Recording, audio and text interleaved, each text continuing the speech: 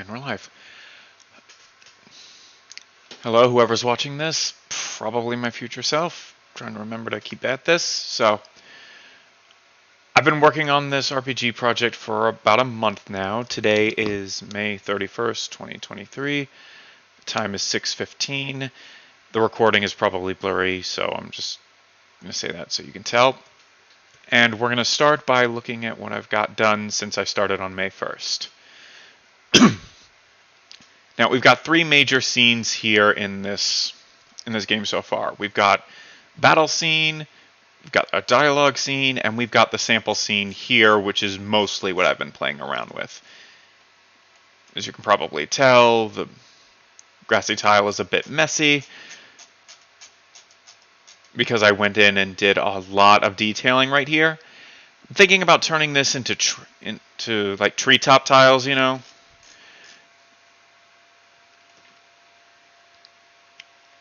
Probably gonna have to mess with how the tiles end as well.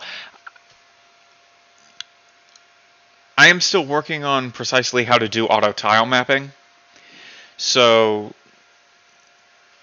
these tiles right here are drawn individually, and here we have a test character.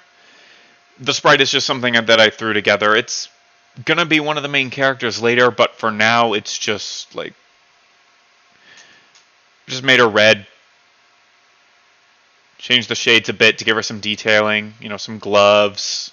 Those are supposed to be like sandals. Outfit.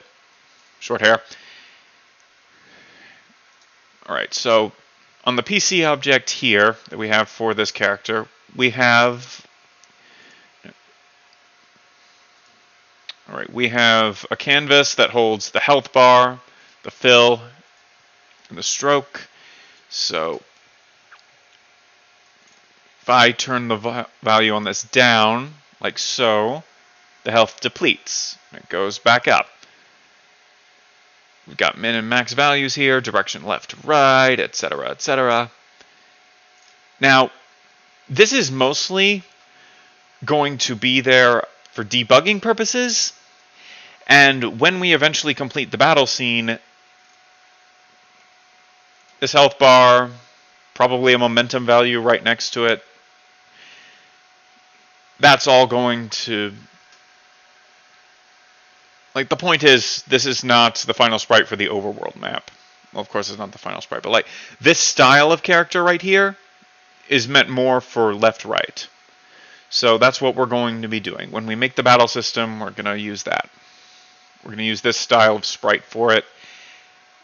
And we're going to do something more... I don't think the term is isometric, but you know what I mean. Like, top-down for the sprite in this area here.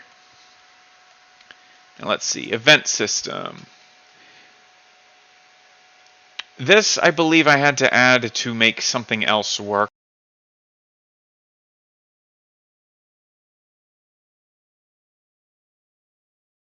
I have forgotten what it was. Was it under Game Manager?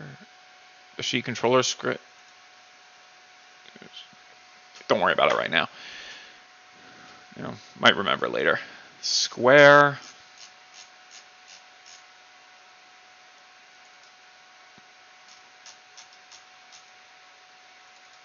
The heck is square? It's a sprite renderer. Okay.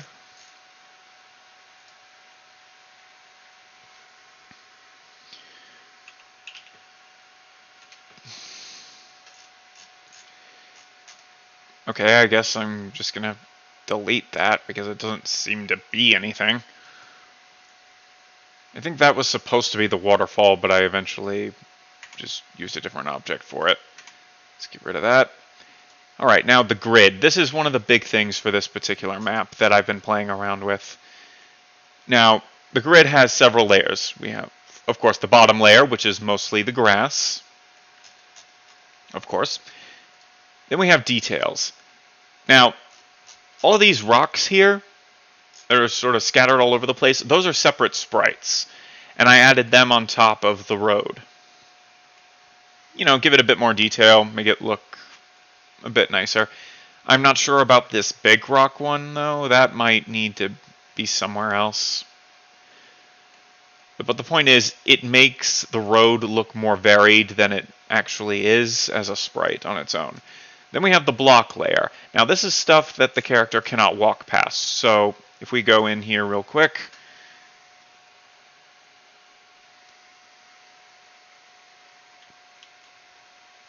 this is on the block layer, and it's like this because of the rigid body collision. It's only the bottom half of her. So you can walk in front of it a little bit like this, and it looks like she's just running into it. A set of stairs right here is not on the blocking layer, or on the secondary blocking layer. I believe that one is...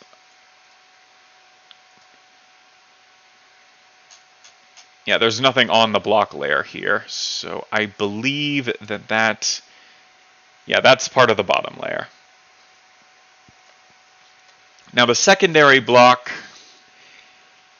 is so that I can put multiple things that block on the same tile. So if we go over here, for example, this top part right here, I needed it like that so that it could layer with this other block layer. That's a bit messy. It's gonna probably need to be changed when I go back and do these tiles over again. Now, top layer, I don't think has anything on it. Yeah, I put this there, I guess. And up there.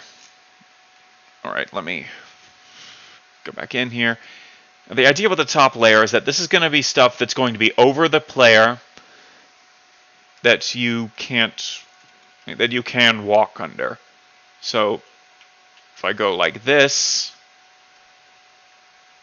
you see it looks like these bricks are stacked up together here, like as a house. This was supposed to be a house. It gives the illusion that it's up here on this thing that she cannot climb up to. Now, I'm not entirely sure how I'm going to do it the other way here, because I can't really have that as the top layer and then walk on it later, like this.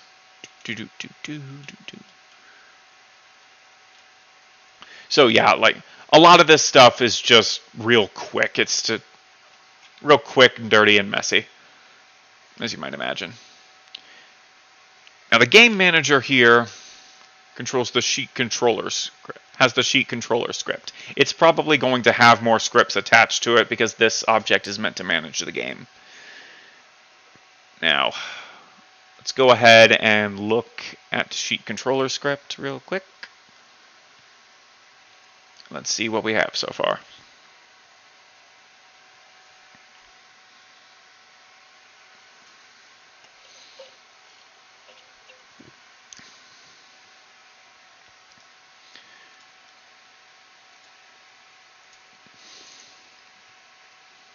So, yes, go away. So, as you can see, we're going for a bit of an MVC format here. You know, we've got a separate script for controlling the character sheets than we do for the actual character sheets. Like, if we go back to our character, I'm just going to call her Sasha. It's just easier that way.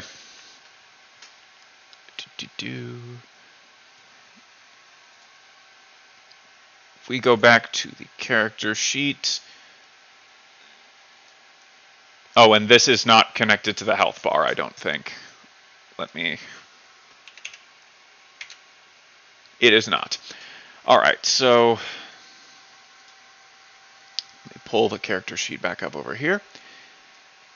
So this character sheet here is going to be our object. It's going to hold things like level, what we're starting with, our momentum, motive, health, strength, etc. But why did I move it off screen? But this file here is going to actually control it. So when we want to change what this sheet here, you can't see where I'm pointing, but I'm pointing at Sasha's character sheet just a bit off screen. So if we want to change this sheet here, I really hope you can see me circling with the mouse. We call this here. We call this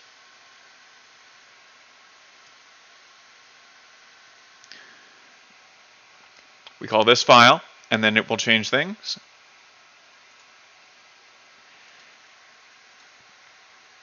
And I believe last I wanted to show you the waterfall, which is not very well animated, but I am rather proud of like where it lands here. I really like the look of this, except for the shadow on the waterfall. That's just ugly. But anyway, yeah, we have an animated waterfall. It's a choppy, messy animation, but it's an animation. It works. And that is all we have in our sample scene right now. Oh, I have the trees here. These are definitely going to be changed, because these are supposed to be over the river right now. And they do look like it once you come down here, but above it, the river corrupts over them. I am not sure why that is. I think it's at least partly because they're on the same layer. Are they? Yes, they are. I'm going to have to fix that later. I'm going to have to fix a lot about that later, honestly. Okay, so that would be all for our sample scene. Now, the battle scene is only really half written. So let's go ahead and get that out of the way. We have empty object for our player party and our enemy party. And we do not even have like the health bar and canvas stuff for these characters. And then we have the combat state machine, which will take the player party and the enemy party, and of course the start phase. Let's take a look at the middle phase here. We have an enum, which tells you the phase, start, player turn, enemy turn, new round, new turn, victory, defeat, cutscene, etc. You have a phase set, and we will set the phase, bring in the player and enemy party, it'll start a coroutine.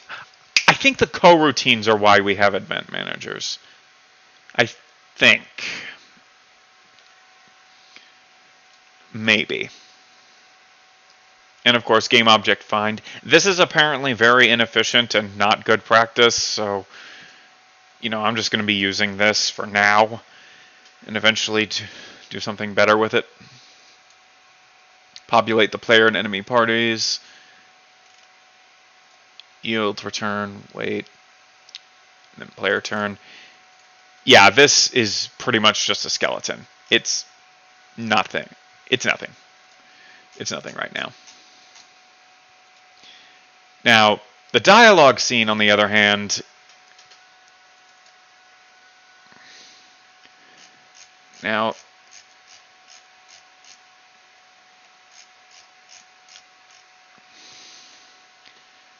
of course, we have the main camera, and we have the chat box with the start button and the dialogue box.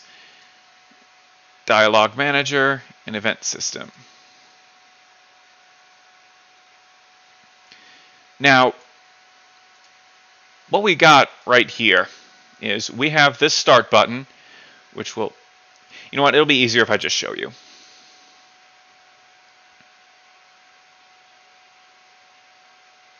So what this will essentially do is we have the text box just off screen just a little bit, and then this button here will start a conversation. And this is just placeholder text. This is stuff that was there in the tutorial I was doing for this. Kind of. I changed some of it. Dwayne. My name is Dwayne. And then it will write the text on there. It does go a little fast, so I'll need to slow that down later. But, you know, it works. We got a dialog box. And like everything else, this is very rough. We have a dialog manager, an event system, manager event system, the dialog box, the continue button, dialog name, etc.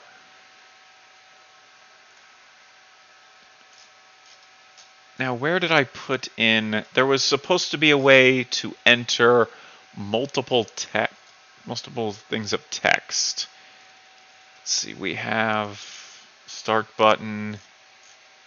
Here we go. Right, there was a script for it specifically. Interactable. Objective type, dialog manager.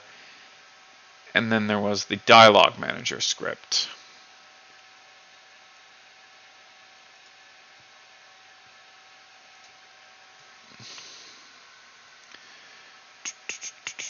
Now, interactable is very simple. It just creates the dialogue and then triggers the dialogue.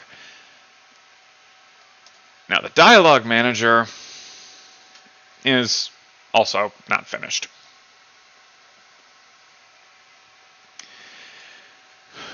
But we have a box for the name text, for the dialogue text, for the animator, which does the bringing the text box up into the screen. I am not a very good communicator, you can probably tell. And we have a private queue of string for sentences. Now what this will do is, after you've entered what the dialogue is going to be, the sentences, the names, etc., and you can increase the number of them, it's not limited to just 3, you would then start putting those sentences into a queue, and then it would display those sentences by writing them out.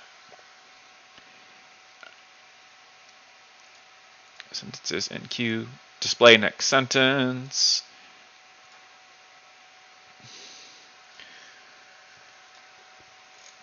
And then type sentence.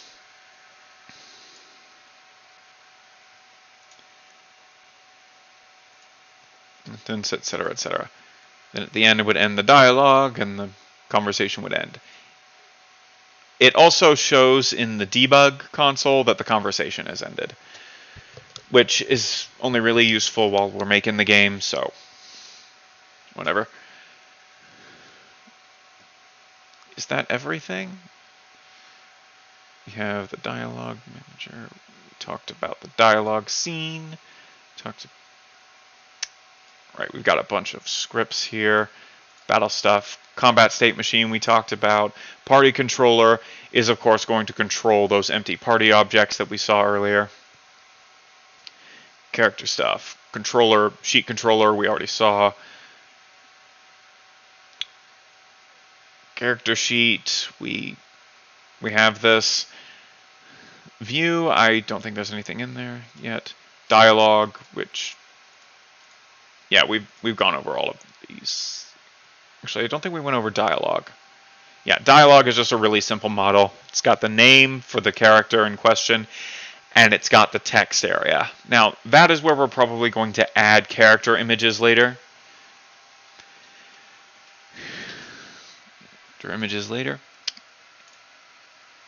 And Text Mesh Pro.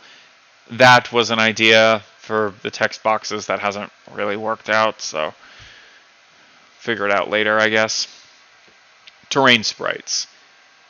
This is where a lot of the work has gone, honestly.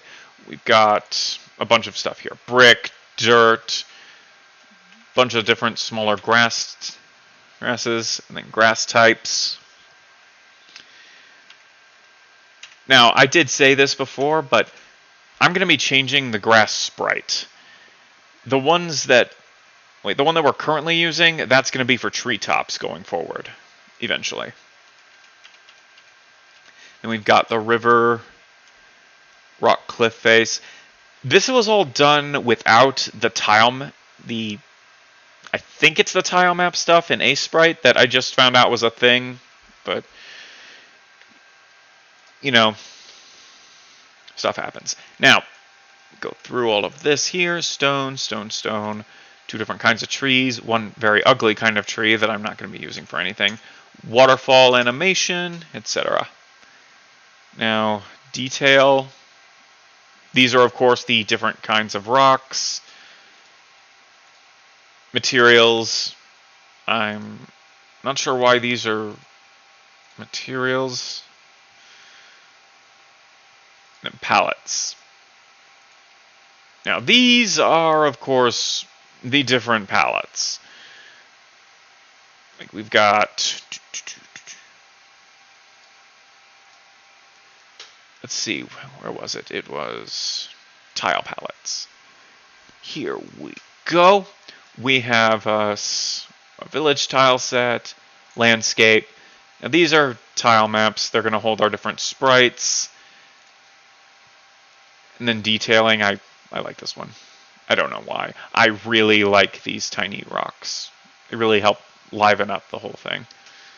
That and the dirt path. I just sprayed some related colors from the maps, from the map in question. Alright, so gonna go back on that. Smash Pro, and then UI sprites. Now all we've really got here are the empty bar, of course, for the health bar, and then 3 different types of parchment for this here. This one I believe is parchment number 3, and I'm going to be using that one. Maybe. Actually, no, this isn't parchment 3. This has got to be 2. This has got to be 1 because the sides aren't.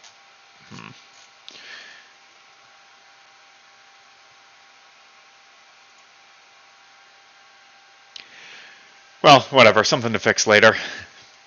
I honestly don't really like the sides of these anyway, because I mean, look at it. It looks fine as a box on its own here, but when you look at it up here, the tears and stuff are too small. There's not enough of that shitty paper look, that shitty old paper look.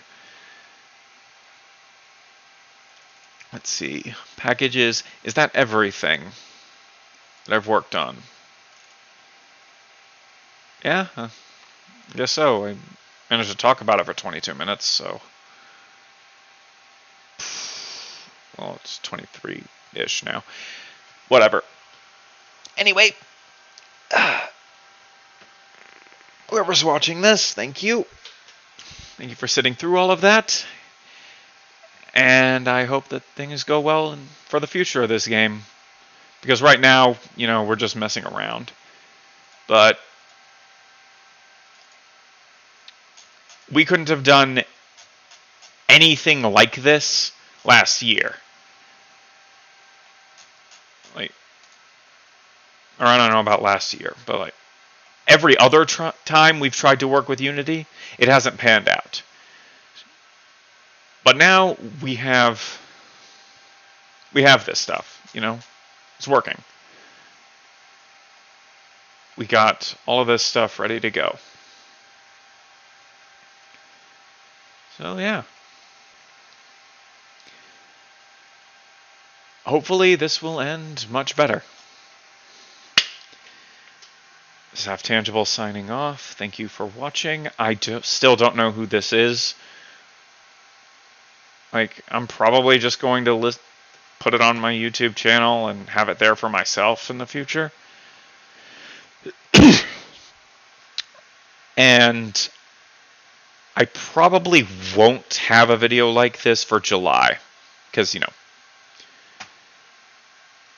family vacation. The one I have every year. That I'm not going to mention just in case this ever goes public. Thank you.